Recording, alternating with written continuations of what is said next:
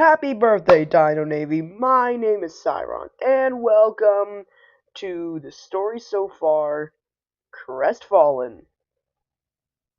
Wow, let's get the small one up. There we go. There we go. Look at Verexy here. Um, so yeah, it turns out I actually do have a small bit of time before Digital Circus Episode 8 comes out. And it's just like,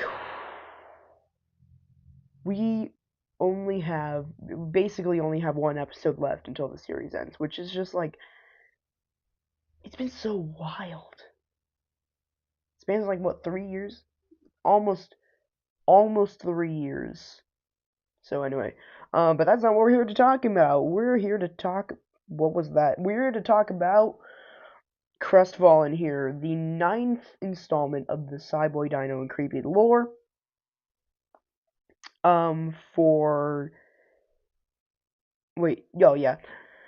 Um, This is a really interesting installment actually because I think it's the first. Yeah, it's the first that doesn't take place in the universe of the divine slash the universe of the Envid. Literally, the first 8 take place in the universe of the Envid. So it's confusing because post Polymania, so 2075, that's when the everybody they manage to defeat the divine, and then the end of it take over, which would be Cyron, Raptimov, and Nori. So like it's really confusing because it's the same universe. Um, and when I use universe, um, it's universe as in like there are 10 universes in the lore. So I don't know how I describe the universe as like being anything with my IP in it. So yeah, here's Skeldor, which actually for the longest time, for some reason, I don't know why, but I did not have any of these stats there. So if you go and you try to see, like you try to find any, there's a thing on my stream with like literally every single character up until Happy Incognito Hazardous Home. And it's like, it's just like Skelder and Half-Light and probably a couple of others didn't have any of those stats there. I don't know why. All right, it,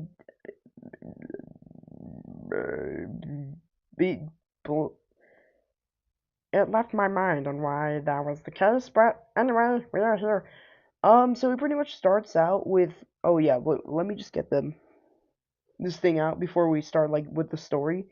There are three different types of um. There are three different types of AI at so far at least in when it comes to my lore.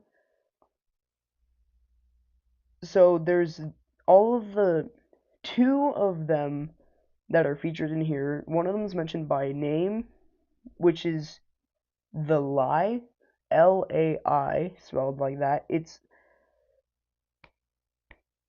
like the lowest of the bunch. So when you think of AI slop now, put it on crack, and then that's what you got. So yeah, there was a video. So it starts out with a video produced by the Lie. Editor Sauron, play that now. Like pure slop. Um, Slop, spice, and MSG. Um, so yeah, and then the second type is what these guys are. So most of the actual characters, Leslie, Mark, Tyler, and Varexel here, all of them and everybody else featured are HAI, pronounced hi, hello there. Okay, which is hyper artificial intelligence. So there's lower artificial intelligence, hyper artificial intelligence. And then the third one, which is what Ava is, and another character that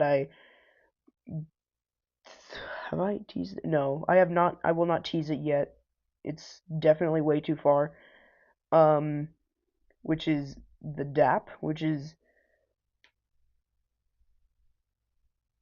Digital Assistant Program. So yeah, that's pretty much what Ava is, and then there's another character who that is, who will be more important later on. So anyway, to start that out, um, humans, right? Like they're they're normal for the most part, you know. They're just locked away in their pods that they got into one day and never stepped out. They've just been taken care of by the human caretakers, which is a job that some of the vessels can get. Um, so yeah, they're just locked away in there, just being what was it? Constant screens blasting 24/7 AI slop. Um, yeah, it's just the worst.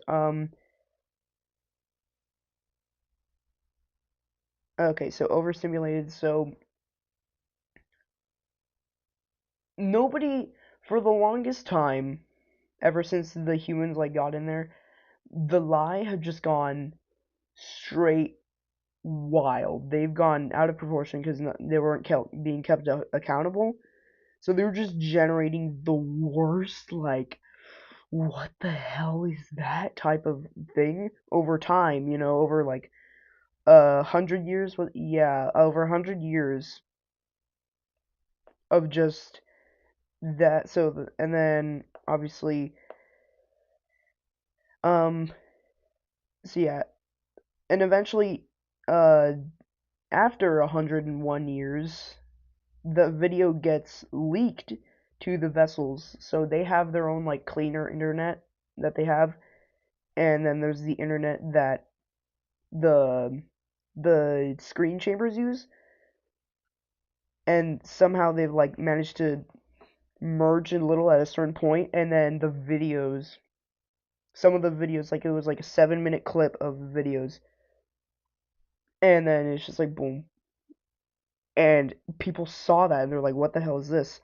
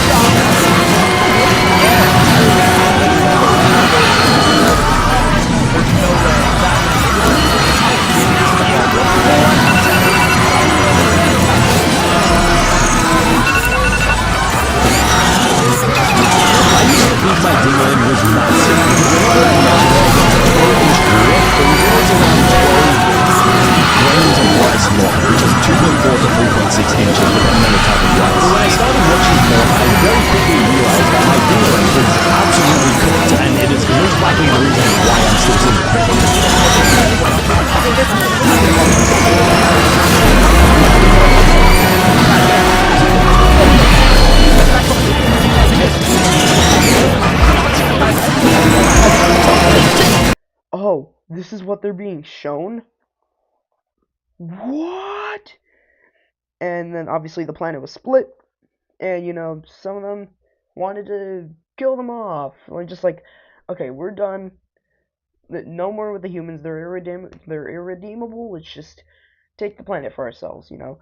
And then there's others who are like, no, we gotta take them out of the screen chambers, like slowly, like renormalize their content, and then just like slowly have bits of the day. Like it would start out at like 1 second, and then just like every week it'll increase a second of like no screen time, and then like where all the screens would just shut off, and they'd be given a book or something. No, not a book, but books are for the vessels. Books are for the vessels, you idiot. Um. So anyway, yeah, and then all others just wanted to like keep the cycle going. Those were the weird ones. But yeah, most just like, yeah, they didn't care and wanted to keep the cycle going. Uh,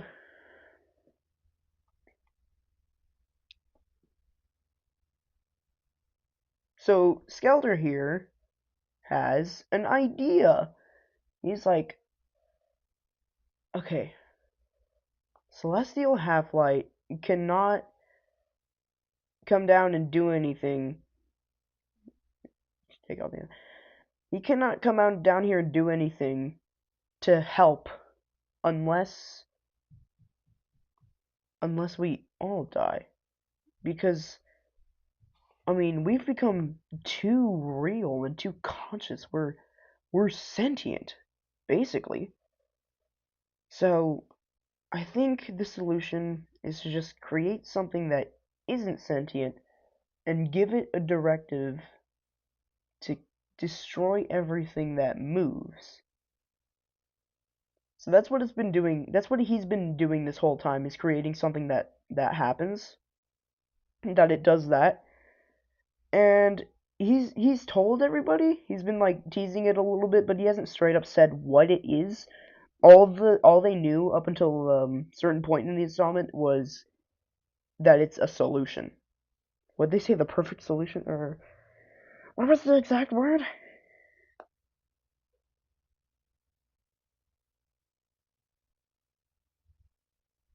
A better option. Huh. Okay, that's all. That's that's all it is. So yeah, Rexy's given a presentation at school. School. This is just like, what would they have? Because they technically have access to the internet and stuff. Well, um, what? So basically just her talking about how sad it is that the humans there are being forced to that and stuff. And yeah, she finishes, steps down there, and then Virexi tells, just freaking does not hold back on, or Lizzie does not hold back on telling her it was pretty bad. It wasn't horrible, but that was just like the opinion of the majority of the other people that were there. Anyway, he basically tells her, "Go get a job." That was pretty much the entirety of chapter 2. Um, did it just say I want been missed? Um,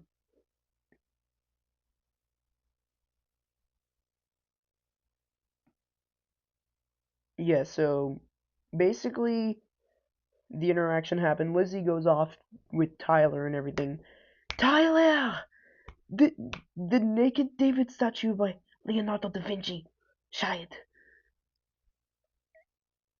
Um, and Virexi gets a text from Mark to go over to the library to, what was it? Just meet him in the library. Um, yeah, basically he proposes an idea because he knows that she got a job at the place. He was like, "Hey, maybe you can sneak me in and I could change the videos that they're being fed by like." But in Skelder's office there's access to the videos.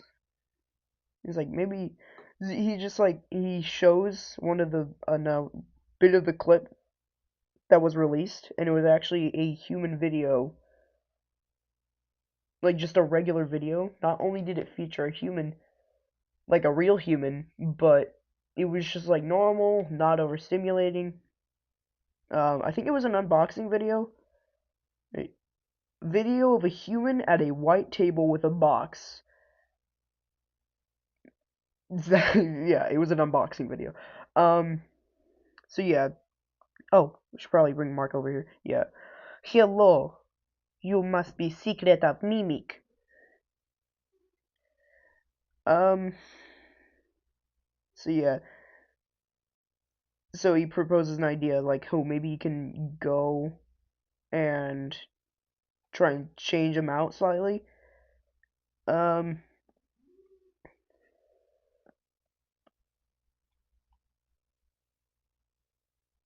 and then, like an absolute nerd, Virexi gets a book titled Shatterdock. Now, if you were to actually sit down, because I know, but nobody listens to this. This is pure entertainment for me. But if you were to sit down and actually listen to the whole thing of Crestfallen, you would probably be able to tell. Like, I'm pretty sure anyone with a brain would be able to tell that Shatterdock is literally just a whole load of foreshadowing. It's like, okay, it's the book, okay, it was about a team of scientists trying to figure out what to do with the critters. They were in constant REM sleep, but were experiencing only nightmares for some reason. Is that an Incognito Hazard reference? It's actually surprisingly similar to what's actually going on in Incognito Hazard. But this is not about that, remember? We said we'd be about Crestfallen, so we're gonna do that. Some wanted to wake them up, others wanted to end their misery and let the Shatterdock take over.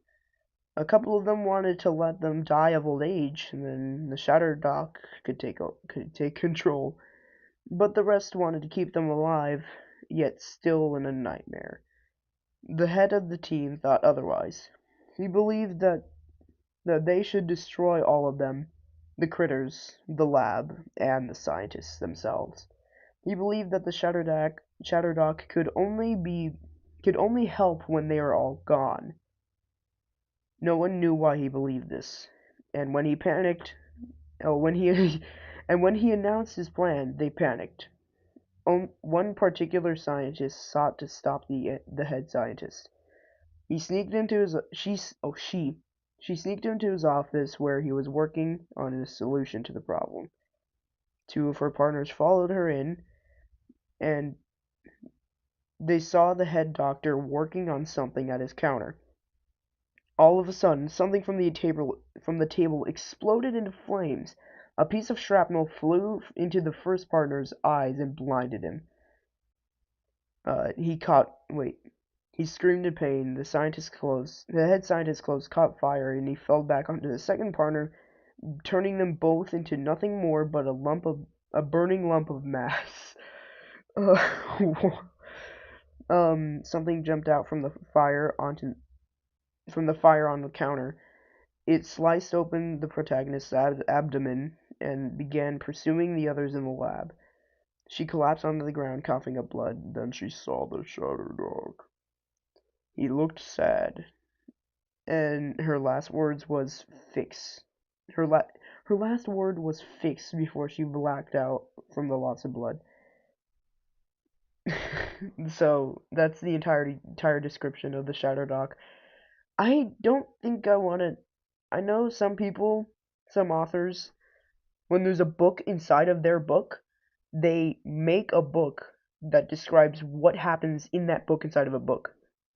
But I don't want to do this just because it's pure foreshadowing.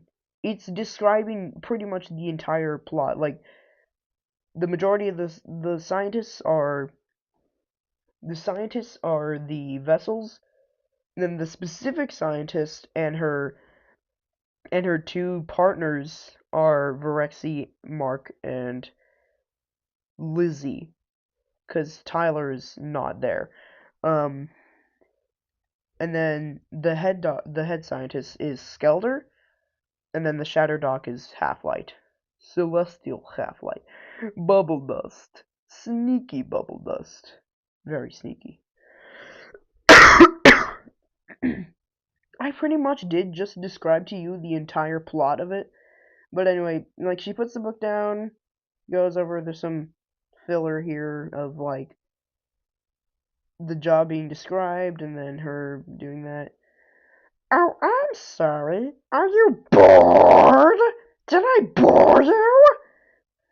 It's not like that. I forgot how I did it. Oh, I'm sorry. Are you bored? Did I bore you? Oh, I forgot how to do it. Bored. Oh, I'm sorry. Are you bored? Did I bore you? Just get out. If you're gonna do this, you can do it to someone else. But where's the... Leave! Washa! Anyway,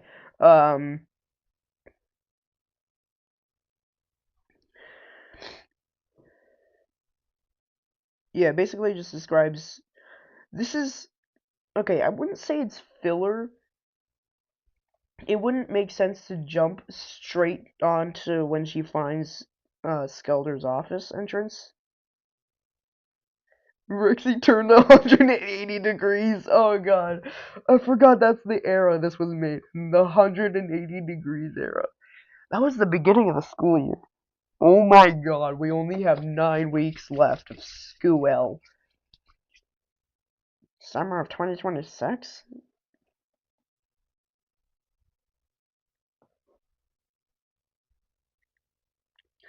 What happened? How did we get here? In but the blink of an eye. Okay,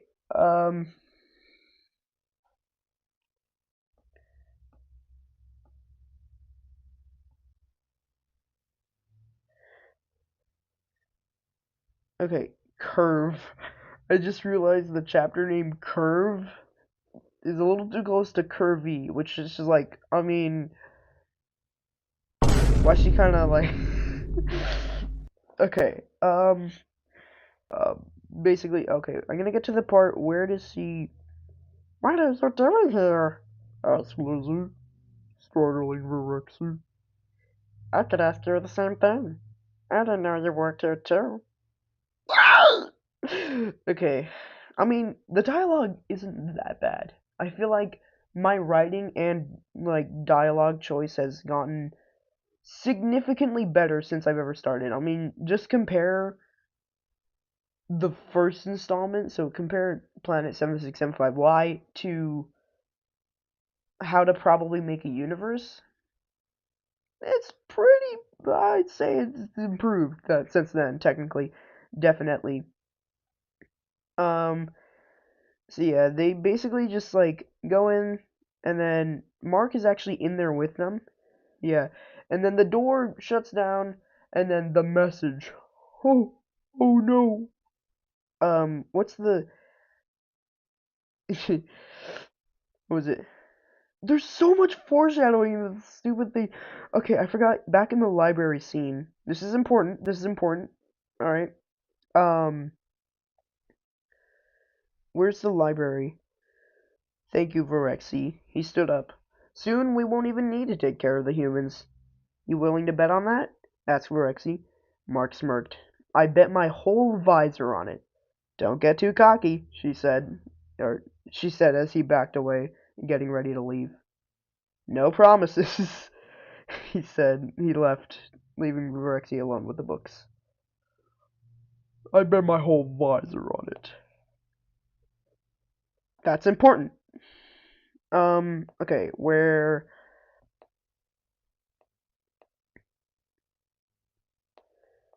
Then the next one is, well,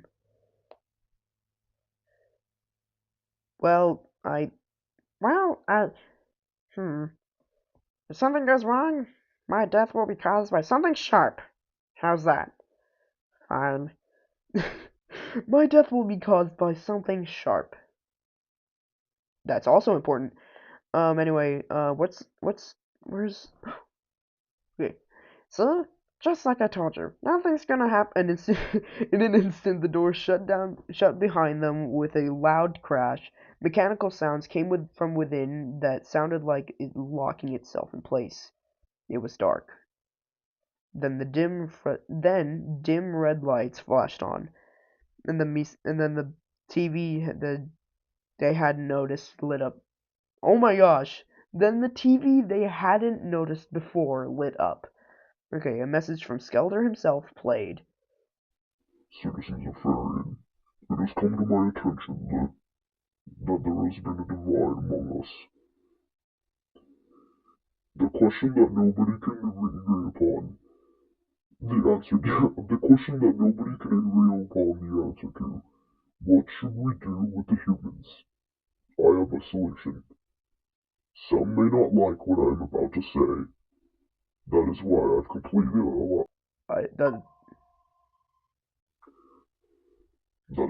completely locked all entrances to my office. As some of you may know, I've been working on this solution for the past few months. Its completion is nigh.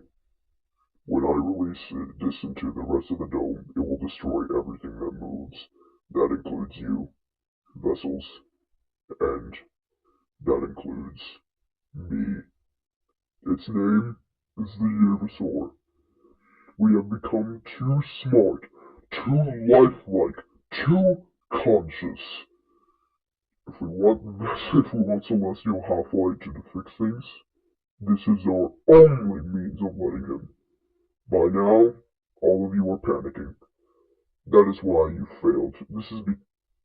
That is because you failed to realize what I have. No, that is because you failed to realize what I have. We have 2 hours remaining.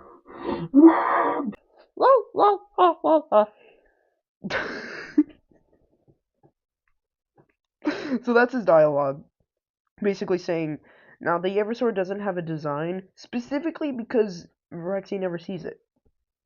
No one knows what it looks like, because it kills you too fast for you to even get even a slight glimpse. Like, wait, we'll get to how it's started. Basically, they're lost in there in the whole going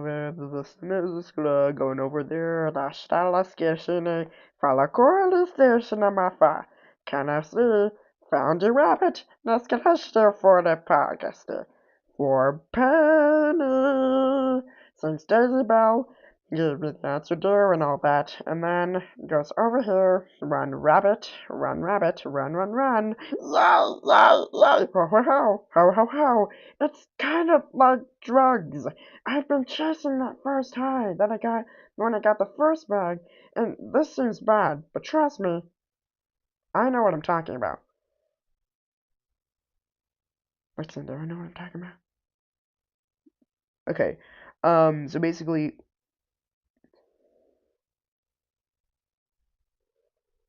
they grab both their levers. It's done! A huge explosion of fire burst from the desk.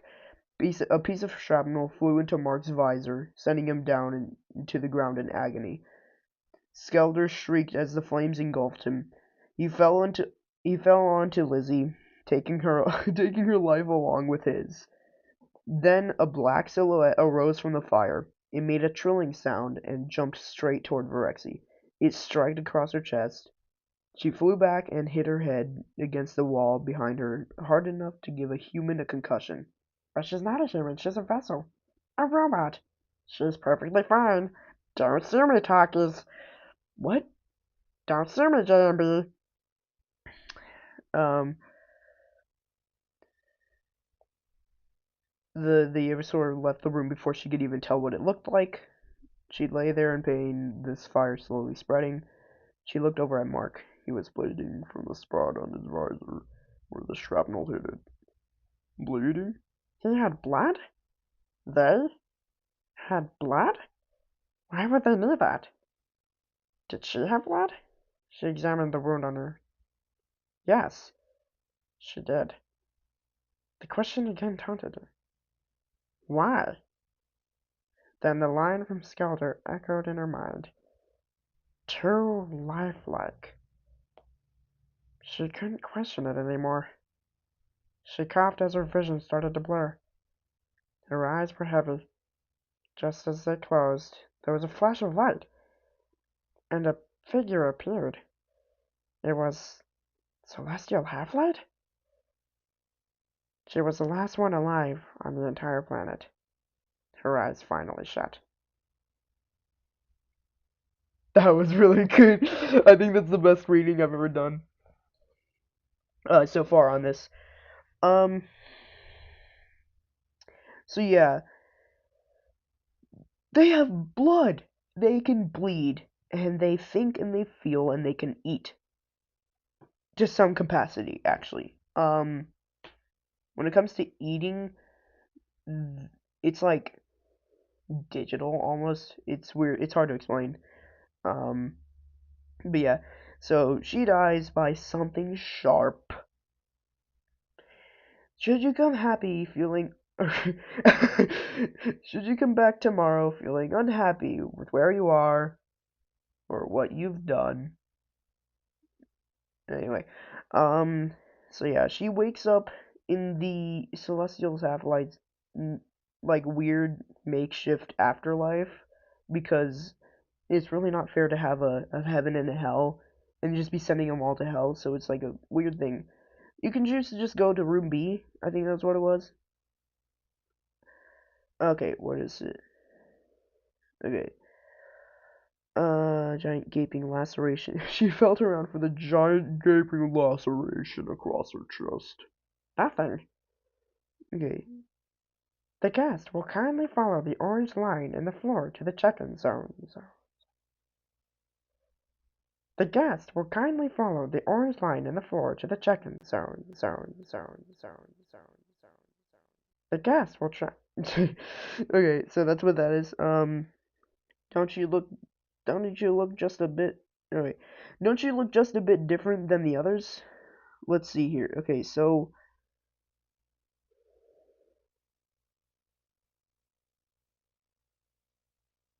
yeah, okay, she is. So it does say she's an angel.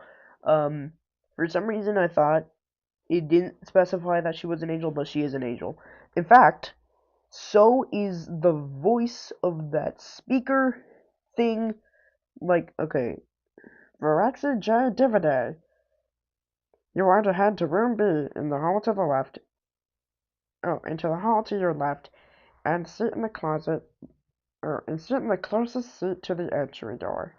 Unless, of course, you'd want to try to become one of Celestial Half-Light's favorites. That's in the door to your right. Okay, so okay. You can quit at any time, but remember that once you do, there's never coming back to this place for one undecillion 111 nonillion 111 decillion 111 nonillion 111 octillion 111 septillion 111 sextillion 111 quintillion 111 quadrillion 111 quintillion 111 billion 111 million 111,000 111 millennia, said a chipper voice from a speaker behind her. That is an angel in some capacity. What happened was that um she kept it is a girl, by the way. I think wait.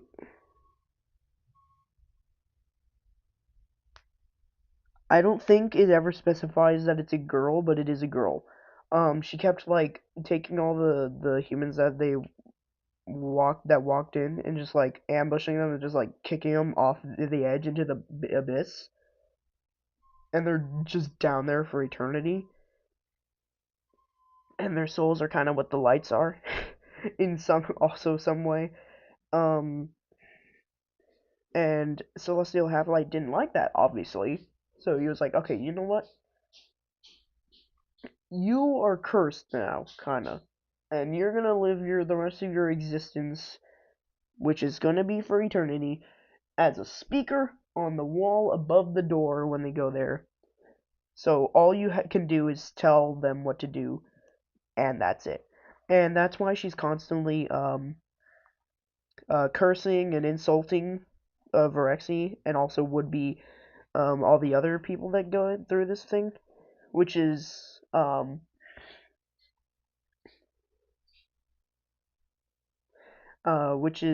it's kind of her way of like taking her anger out on that. So a little bit of lore that is never explained and definitely never will be, but that's like a little bonus thing. See, like things don't need to have like extreme backstories. My characters do have backstories. They do have things and details that happen and don't happen, but it's not always like necessary to tell a story. I feel like people think that a good story and to make good characters, you need to have extreme detail like this realism, humanism, emotions, and all this. Like, it needs this detail and this, like, oh, they really don't like that thing and they try to hide it and they have this secret inside mind and you could tell just because of the way their eye twitched that shows that, like, no, it doesn't need that to be good. And I think that's what people nowadays think, that a character has to be extremely complex and all this stuff. Sometimes a character, sometimes a story is just a story, and you try your best and all this trying to figure out, like, what did Mr. Hippo say? Like, let's be honest, how many of us have actually listened to Mr. Hippo? But he says some kind of lore accurate stuff sometimes. My friend, you have met a terrible, terrible demise. But, I don't feel too bad about it. After all, if it weren't from me, it would have just been from someone else, you know? I guess what I'm trying to say is life goes on. Well, for everyone else, life goes on, not for you. You're dead. But that's neither here nor there. It reminds me of one summer day in the park. I was having just a delightful picnic with my good friend Orville. And I said to him, Orville, I have a story. And he said to me, what's the significance of the story? And I said to him, Orville, not every story has to have significance, you know? Sometimes a story is just a story. If you try to read into every little thing and find meaning in everything anyone says, you'll just drive yourself crazy. I had a friend do it once. Wasn't pretty. We talked about it for years. And not only that, but you'll likely end up believing something you shouldn't believe and thinking something you shouldn't think, or assuming something you shouldn't assume, you know? Sometimes, I said, a story is just a story. So just be quiet for 1 second of your life and eat your sandwich, okay? Of course, it was only then I realized I'd made sandwiches, and poor Orville was having such difficulty eating it. Elephants have those clumsy hands, you know? Actually, I suppose that's the problem. They don't have hands at all, do they? They're all feet. I couldn't imagine someone asking me to eat a sandwich with my feet. Now, if I recall correctly, there was a bakery nearby. I said to him, Orville, let me go get you some rye bread. Now, I'm unsure if elephants enjoy rye bread, but I assure you that Orville does. Now, this was on a Tuesday, which was good because rye bread was always fresh on Tuesday. They made sourdough bread on Monday and threw it out Wednesday, or rather, they sold it at a discount for people wanting to feed the ducks, and then probably at the end of the day, finally, they threw it all out. I don't recall. I do remember a man who would bring his son to the bakery every Wednesday and then go feed the ducks. He would buy all of the sourdough bread. Of course, you're not supposed to feed the ducks sourdough bread at all. It swells up in their stomach and then they all die. At least that's what I've heard. I never saw any ducks die myself, but I did notice a substantial decrease in the duck population over the course of a few years. I just never thought to stop the man and tell him that he was killing the ducks by feeding them sourdough bread. And if you want my opinion on the matter, and I told Orville this as well, if you want to feed ducks, or birds, or any kind for that matter, it's best to buy seed. I mean, when you think about it, breads of any sort don't occur in nature. They don't grow on trees or spring up from the bushes. I don't think birds know what to do with bread. What was I saying? Oh, yes. So I bought Orville some rye bread. What a fine day it was.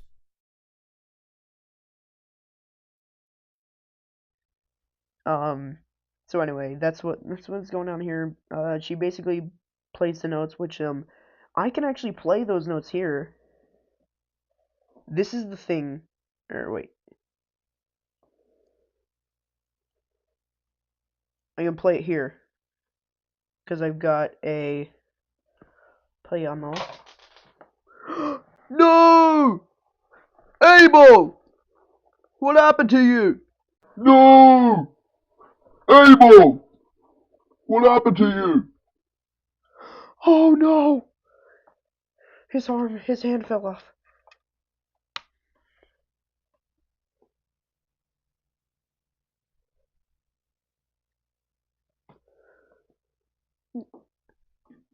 Ah!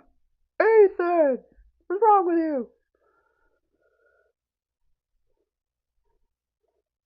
Okay. I have a piano here that I can play. This is a song. It starts with G sharp, right? Wait, hold on. G flat.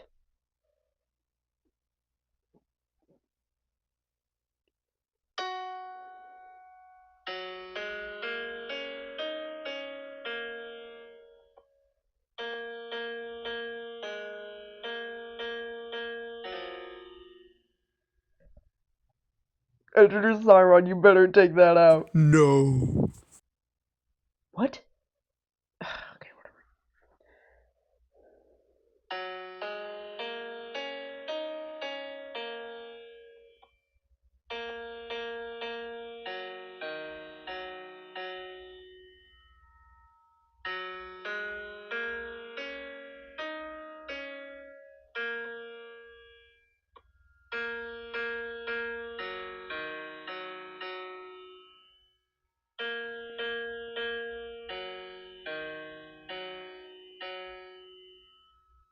Wait, let's like.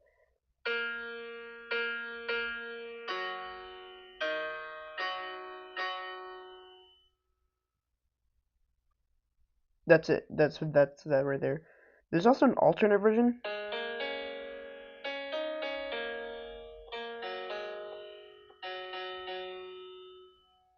No.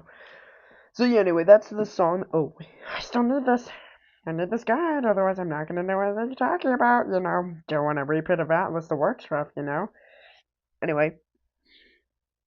So then she does the floating thing, and wow, that was mediocre. If you ever need a flying platform, give me a call. That's obviously a reference to Digital Circus episode 7. 7, my gosh. I guess we did get the teaser long before the actual episode came out, which was really sad. But also kind of cool cuz at least we had something, cuz I'm pretty sure when it comes to episode 6, they said, or episode 7, they said nothing about it up until that point. Besides, I was so surprised. I was just like, there's no way it's a beach episode. Is it a beach episode? That sounds wrong. And it turns out it was. I guess Bubble did say beach party and all that. Okay. Anyway. It's about time, Lubberwort. That's where that phrase comes from. What the hell is a Lubberwort? Okay.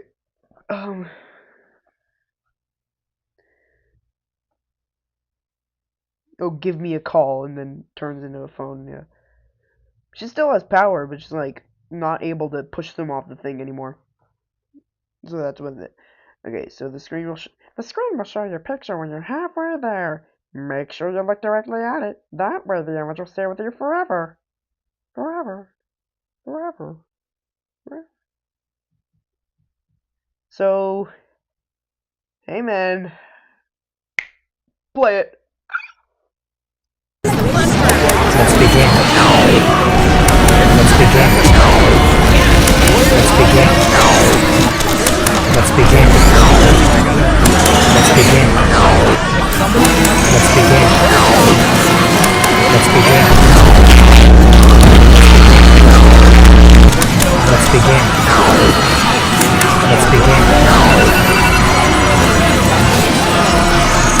Let's begin. Let's begin. Let's begin. Let's begin. Let's begin. Let's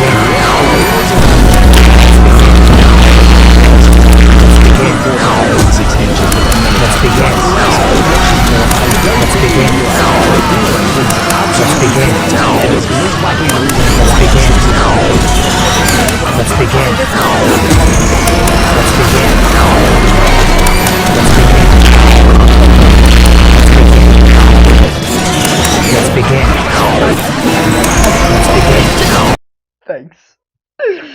I love you, you know that. Okay, this is so stupid. Stupidity. Mr. Hold John's bunch of silicon and steel started rusty. Okay, no, I'm not gonna say that too loud. Started rusting your pussy liquor. She really does not like it. Okay, you won't be missed. I've been told that before. So she goes in there, the platform's taking it. I have a promotional art of that scene. So if we just go, wait, here it is. There it is. This is the. Let me get this out of the way. Get out of the way. Please, bloodin'. So think of that, essentially, like just slowly moving up, and I mean, yeah, like just look at this and look at that.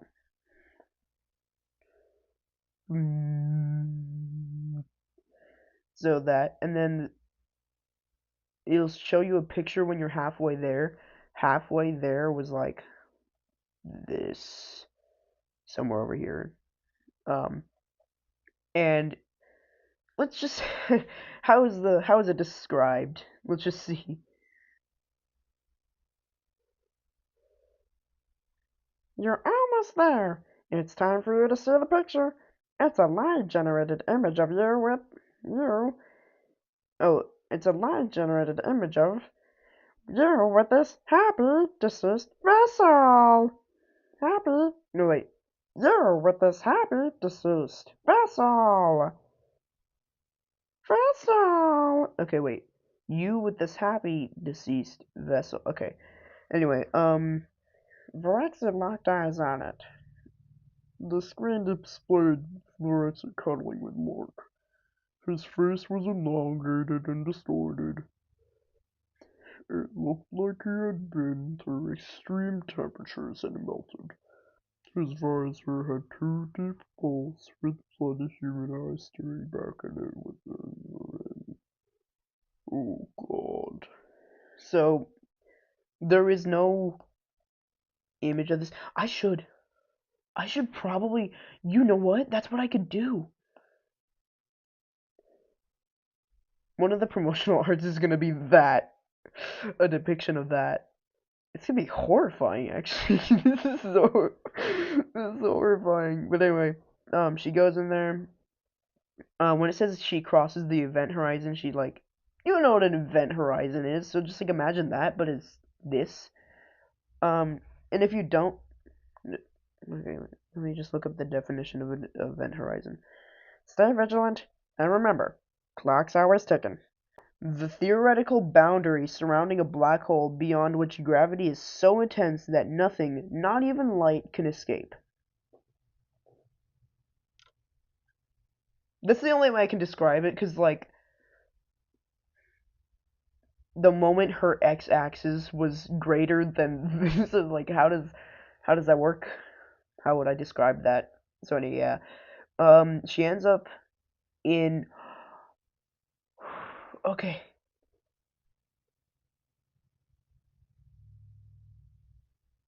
Should I show this?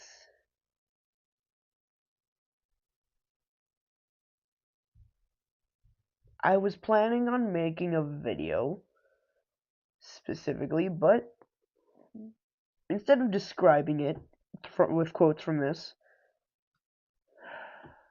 nah, I feel like, oh no, because that's the thing I was, oh yeah, okay, no, I can't show it, so I'll just describe it here.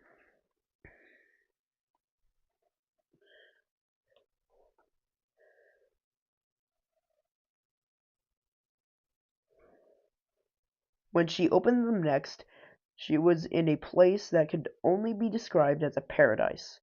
It was a spherical cave with plant life thriving and tons of fauna. She was on a shelf of some sort. It appeared to be the third floor. She peeked over the edge and saw human children playing in the waters below. The adults stood off to the sides. A single light source came from the very top of the sphere. It was a small hole, no wider than 2 meters, yet it lit up the whole place. Whatever was out there must be extremely bright. She looked for a way to get down to the others. "What are you doing up here?" said a human, who Virexie did not realize was up here with her. "You know, it's more fun to watch the kids from the first floor, where you had to avoid getting splashed," she recommended. "I'm sorry. Excess water is not too good for me, or my kind. What are you even doing up here? Shouldn't you be taking your own advice?" asked Virexie. I'm not. Oh, I'm done for the day. Plus, the third floor is where the best tasting fruits are." She picked one off the. Okay, this is just an interaction. I don't know why I'm continuing to read this. That's the end of the description. Why am I reading that? I'm just gonna end up reading the rest of the installment. Yeah. So basically, there's that, and then what was it? It was like story time, right? Wait a second. Yeah, story time.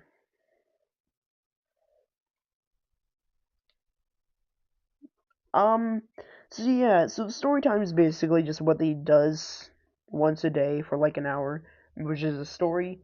The storyteller comes over there and tells a story, but normally he's, but this time he's busy. "Where's the storyteller?" one of them asked. "He's busy. He should be available tomorrow, but I'm what you got for tonight." "What do you mean he's busy?" "It's almost as if he's telling a story to you, the viewer, right now." "No, that can't be." No, it can't. I never, I never do I never do the Nori voice, actually, just because I want to piss him off. Just because. Okay. So you're basically just telling them the story. Um. So when the thing said when the unnamed angel when she says that the image will stay with you forever, she wasn't lying, and she does get to spend eternity in the paradise that is where Half-Life's favorites are.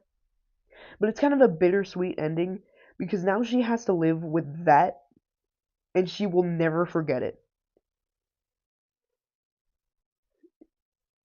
She could only hope whatever was in Room B was bearable, because eternity was a very, very, very long time. Yeah, she thought of Mark. She thought of Mark. Oh, the thought of Mark. The thought of Mark reminded her of the image that was shown to her. That was going to stay with her forever, wasn't it? She did look directly at it, but it didn't matter too much, because she knew that the humans killed by the Aversaur would, at the very least, have ended up in Room B, and also that she really wasn't just a bunch of silicon and steel. But then she looked at Celestial Half-Life. He didn't look happy, despite Skelter's plan having worked, allowing him to fix everything. She assumed, or dis- she did. Oh yeah, she assumed that he was still sorry that the humans had to go through all that, or through that all. Oh, had to go through that at all. He wasn't just sad. He wasn't just heartbroken. He was crestfallen. He said it! He said it! There it is! There it is! Oh, that's why they call it that. So, for those of you who don't know what a thesaurus is, or a synonym, if we go synonyms for heartbroken,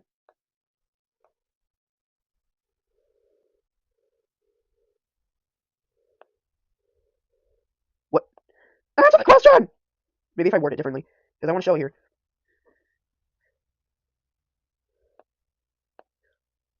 Oh, you! You are the worst!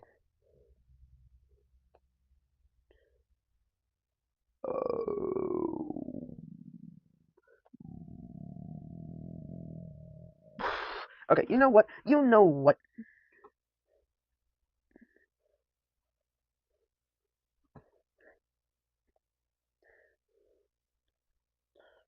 Any fellow Crestfallen synonyms? Come on! I can't find it! Why didn't it do it? Okay, I do know this for a fact because I know.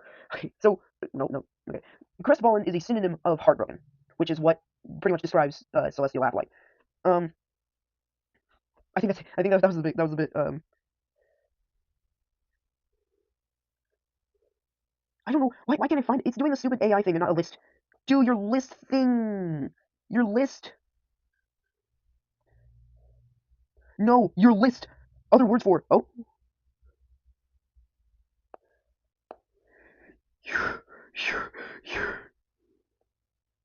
Yes! Yes! Yes, I found it! I found one on a stupid website. Oh, Merriam-Webster. Okay, I thought it was some like random one. No, it's...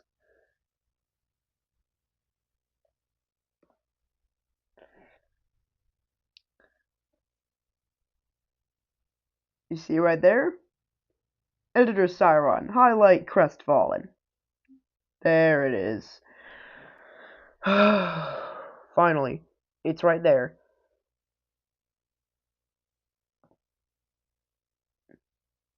So anyway. That's going to be the end of this. Yeah, I said everything.